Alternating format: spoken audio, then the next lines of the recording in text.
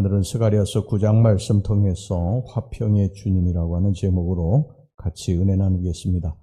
동물 중에 말은 전쟁과 싸움을 상징합니다.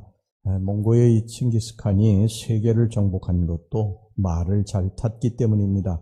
반면에 동물 중에 나귀는 평화를 상징합니다. 나귀 등에 얹혀서 끄덕끄덕 산이나 언덕을 올라가는 모습을 보면 한 폭의 평화스러운 그림을 보는 것 같습니다.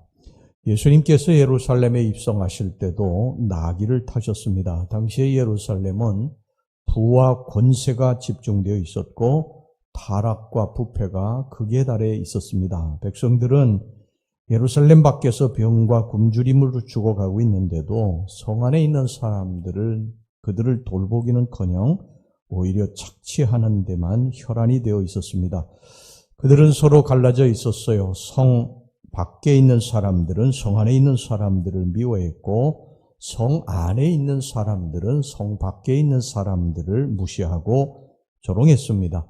성 밖에 있는 사람들은 메시아를 기다렸습니다. 그 메시아가 와서 언젠가 이 부조리를 깨주기를 바랬습니다. 이때 예수님께서 오셨습니다. 모든 백성들은 이분이 바로 메시아라고 믿었습니다. 성 안에 기득권 세력 또 로마의 권력층들을 물리치고 자신들의 한을 풀어줄 것이라고 믿었습니다.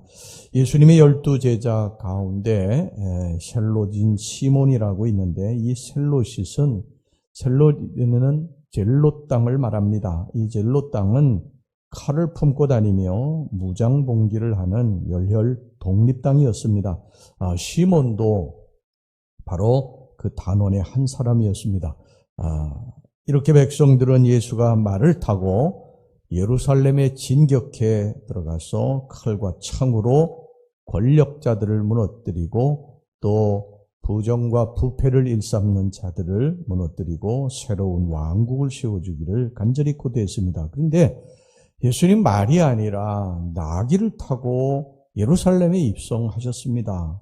오늘 여기 본문의 9절 말씀은 바로 이것을 예언한 말씀입니다. 시온에 따라 크게 기뻐할지어다. 예루살렘에 따라 즐거이 부를지어다. 보라, 내 왕이 내게 임하시나니 그는 공의로우시며 구원을 베푸시며 겸손하여서 나귀를 타시나니 나귀의 작은 것 곧 나귀 새끼니라. 아까도 말씀드렸다시피 나귀는 평화의 동물입니다. 예수님이 예루살렘에 말을 타고 입성하지 아니하시고 나귀를 타고 입성하셨다는 것은 예수님이 평화의 왕으로 오신 메시아라는 사실을 말씀하는 것입니다. 자, 10절 말씀입니다. 내가 에브라임의 병거와 예루살렘의 말을 끊겠고 전쟁한 활도 끊으리니 그가 이방 사람에게 화평을 전할 것이요.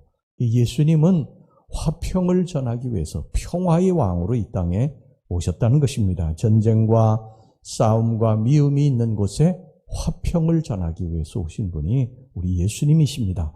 그래서 예수님이 화평을 전하기 위해서 오신 분이라는 것을 성경이 말씀하기 위해서 말을 타고 오시지 않고 나귀를 타고 오신 것을 묘사하고 있는 것이죠. 전쟁은 여러분 또 다른 전쟁을 낳지 않습니까? 미움은 또 다른 미움을 낳게 되어 있습니다. 예수님은 병거와 말, 활을 끊었고 화평을 주셨습니다. 누가복음 2장 14절에 보면 천사들이 예수님의 나심을 찬송하면서 말합니다. 지극히 높은 곳에서는 하나님께 영광이요 땅에서는 기뻐하심을 입은 사람들 중에 평화로다. 첫 번째, 예수님은 우리 죄인들과 하나님 사이에 평화를 주시기 위해서 오셨습니다. 우리는 하나님과 우리 사이는 화평하지 못한 관계였습니다. 우리의 죄로 말미암아 하나님이 늘 우리들을 바라보실 때 진노의 눈으로 바라보셨어요. 하나님이 죄를 얼마나 싫어하시는지 그의 아들을 십자가에 못 박으시기까지 하나님이 죄를 싫어하십니다. 그런데 우리 인간들은 그 하나님이 싫어하시는 죄를 자꾸 짓고 있습니다. 그래서 성경에 보면 하나님의 진노가 우리 머리 위에 머물러 있었다고 그랬습니다. 그래서 우리는 하나님과 화평하지 못한 관계였어요. 그래서 우리 축복의 통로가 막히고 은혜의 통로가 막히고 우리가 고통과 슬픔 가운데 저주 가운데 살던 사람들이었습니다.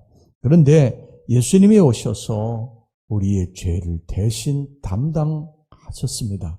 우리의 죄를 성경에 보면 죄의 삭은 사망이라고 말씀하지 않습니까? 그래서 우리가 죄를 짓고 그 죄값을 받고 영원한 지옥에 떨어져야 될 인생들인데 우리 예수님이 그 십자가에서 죄를 다 담당하시고 우리를 죄에서 건지시고 영원한 지옥에서 건지시고 천국의 백성, 하나님의 백성으로 삼아 주셨다는 것입니다. 그리고 하나님과 우리 사이에 화평을 주셨어요.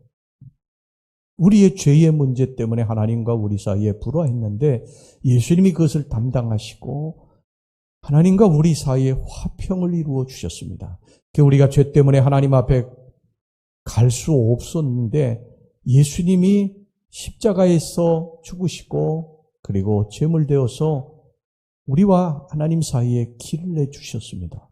그래서 우리는 예수 그리스도를 통해서 누구든지 하나님께로 가서 하나님 앞에 기도하고 하나님으로부터 오는 축복과 은혜를 받고 그렇게 살게 되는 줄로 믿습니다. 로마서 5장 10절에 곧 우리가 원수 되었을 때에 그 아들의 죽으심으로 말미암아 하나님으로 더불어 화목되었은즉 화목된 자로서는 더욱 그의 살으심을 인하여 구원을 얻을 것이니라. 우리는 예수님 때문에 하나님과 화목된 자들인 줄로 믿습니다. 우리의 지은 죄는 예수님 다 지시고 우리를 의롭다고 하셨어요. 우리는 죄인들이 아닙니다. 물론 죄를 많이 지었죠. 수도 없는 죄를 지었습니다. 그런데 그 죄를 예수님이 대신 담당하시고 우리를 의롭다고 해주셨고 우리를 하나님의 자녀 삼아주셨기 때문에 우리는 이제 죄인들이 아니라 의인들인 줄로 믿습니다. 예수님은 화목제물로 오셨다고 성경에 말씀을 하고 있는데 제물이라고 하는 게 뭡니까? 제물은 구약에 백성들의 죄를 대신해서 희생양이 되는 그런 동물들을 제물이라고 하는 거예요. 근데 예수님이 화목제물로 오셨다는 거예요. 하나님과 우리 인간 사이에 이 죄의 문제를 대신 담당하시기 위해서 죽으신 바로 화목제물로 오셨다는 것입니다. 그래서 우리를 죄와 사망에 살리시고 우리를 하나님과 화목케 하신 줄로 믿습니다. 여러분 불안이라고 하는 것은요 죄 때문에 오는 거예요. 죄 때문에. 그래서 죄 있는 사람은 발 뻗고 못 자는 것입니다. 죄를 짓고는 발 뻗고 잘 수가 없어요. 늘 불안하기 때문인 것입니다.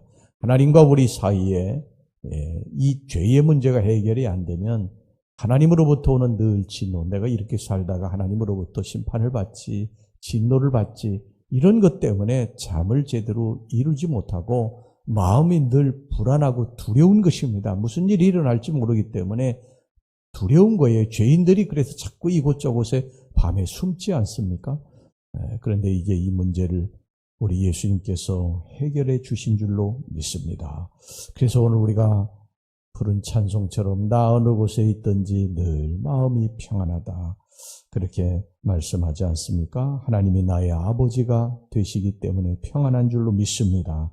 또 설령 없을지라도 비록 무화과 나무가 모성치 못하고 포도나무의 열매가 없고 감람나무의 열매가 없고 또 이 밭에 식물이 없고 우리의 양이 없고 외양간에 소가 없을지라도 여호와 하나님 한 분만으로 우리는 만족하고 기뻐할 수 있습니다. 예수님 우리에게 평안을 주시기에 오신 분인 줄로 믿습니다.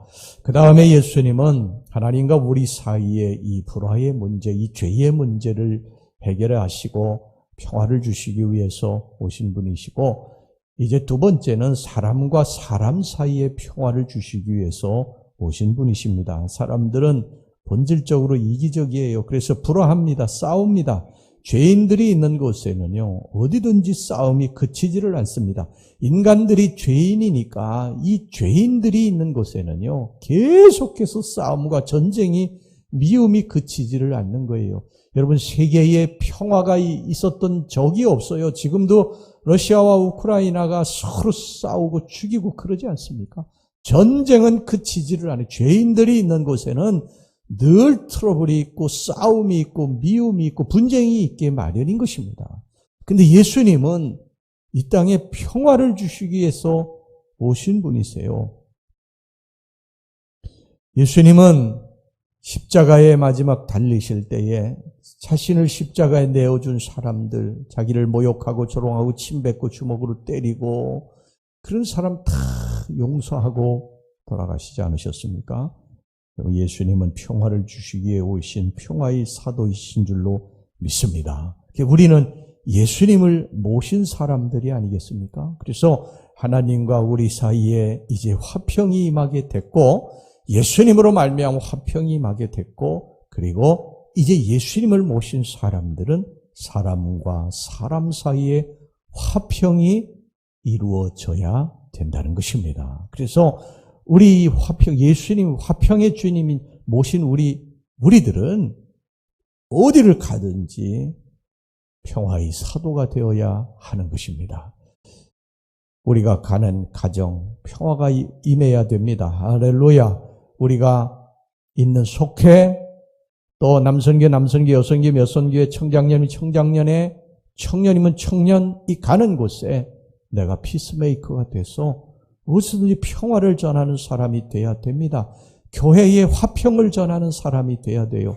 내가 가면 불화했던 것이 화평한 곳으로 바뀌어져야 됩니다. 이게 여러분 뭡니까? 피스메이커예요. 평화를 만드는 사람. 여러분들이 가는 곳에 늘 평화가 있습니까? 그럼 여러분들 평화의 사도예요. 예수님의 자녀입니다. 예수님 모신 사람들이에요. 근데 여러분들이 가는 곳에 늘 불화가 있습니까? 그럼 여러분들은요, 트러블메이커예요. 여러분 예수님의 자녀들이 아닙니다. 사탄은 늘 깨놓습니다. 갈라놓습니다. 분열시키고 다툼을 일으키고 분쟁을 일으키는 사탄이에요. 사탄이 가는 곳엔 항상 깨짐이 있어요. 가정도 남편과 아내가 싸우고 깨집니다. 교회도 분열시켜요. 사탄은 늘 그런 일을 해요. 아담과 하와에게 선악을 알게 하는 나무의 실과 먹는 날엔 죽지 않고 눈이 밝아져 하나님같이 될 것이라. 하나님은 먹는 날엔 죽으리라고 말씀하셨는데 하나님과 인간 사이를 위해서 이간질시키지 않습니까? 이게 사탄이 하는 일이에요. 지금도 이간질하는 사람 사탄의 역사예요. 분쟁 일으키고 싸움을 일으키고 다툼을 일으키는 사람은 사탄의 역사입니다. 주님은 늘 평화를, 두 사람 사이에 평화를 하나 되게 하시는 그런 역사를 하신 분이신 줄로 믿습니다. 어디에서나 늘 평화의 사도로 그렇게 살아가는 저와 여러분들이 되시기를 주의 이름으로 축원합니다. 기도하겠습니다. 하나님 아버지, 하나님과 우리 사이에 화평을 주시기 위해 오신 분이 우리 예수님이신 줄로 믿습니다.